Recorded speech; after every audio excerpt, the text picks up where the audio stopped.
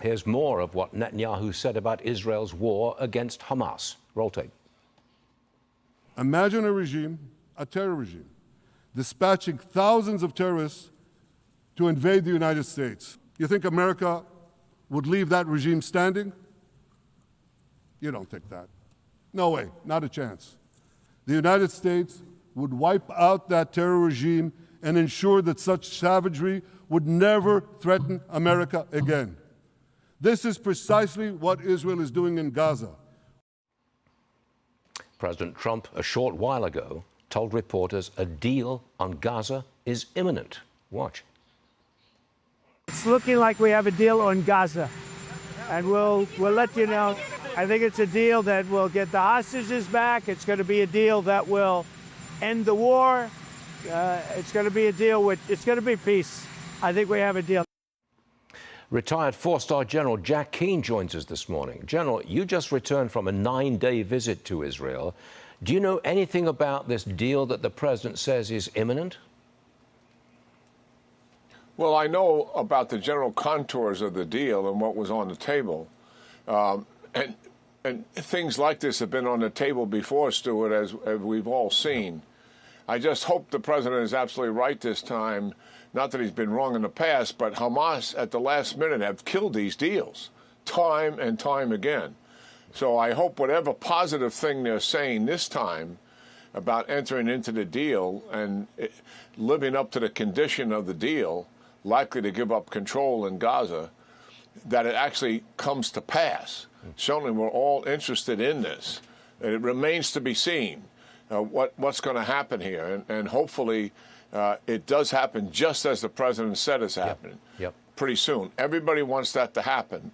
But it has to happen on conditions that are favorable to the security of the Israeli people and to the release of the hostages. General, I want to draw your attention to a Washington Post article. It's just been put in their paper. It says, after U.S. bombed their nuclear facilities, Iran is reportedly ramping up construction on a mysterious underground site. Satellite imagery indicates that Iran is, is pursuing their nuclear goal. You just come back from Israel. I can't believe that the Israelis or the Americans would let them get away with this kind of thing. Yeah, you're absolutely right. First of all, it's hard to overstate, Stuart, the significance of the geopolitical paradigm change that is unfolding in the Middle East as we speak, that will likely last for decades as a result of Israel, supported by the United States, dominating Iran and also dominating all of Iran's proxies. It is a major sea change for sure. A couple things to illustrate that point is what are they going to do about Iran and its future? We know that Iran fully intends to recover its nuclear program and rebuild it. We know they intend to recover their ballistic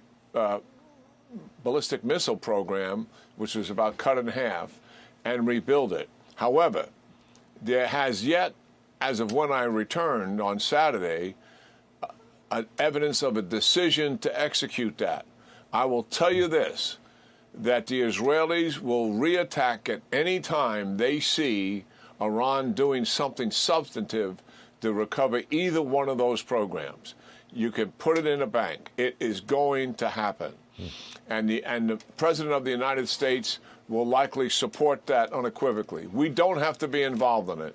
It is just something the Israelis can certainly handle on their own. And, Stuart, they have exquisite intelligence.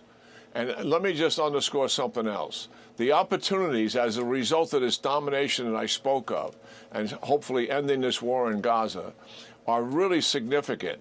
We're talking about normalization of relationships between Lebanon and Israel.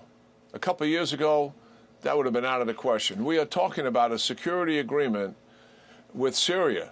Assad is no longer in power. It's no longer a client state of Iran. And now we're talking about a deal going forward to help stabilize Israel and Syria's relationship. The Abraham Accords, despite all the things that have happened, the Arabs still want to normalize. It may take some time, But the Israelis have been told privately that they still are interested in normalizing relationship with Israel. They are all delighted to see what has happened to Iran and its proxies. They don't talk about it publicly, but privately they are enthused about this because Iran was the major destabilizer of the Middle East. It affected everything that they're doing, certainly in terms of economic progress, improving the quality of life for their people. Iran was always a major impediment for that. General, Israel is about taking them completely off the board. it seems like we're on the verge of historic change. You're right in the middle of it, and we really appreciate you being with us today. General Jack Keane, you can come and see us anytime you like. Thank you, General. Appreciate it.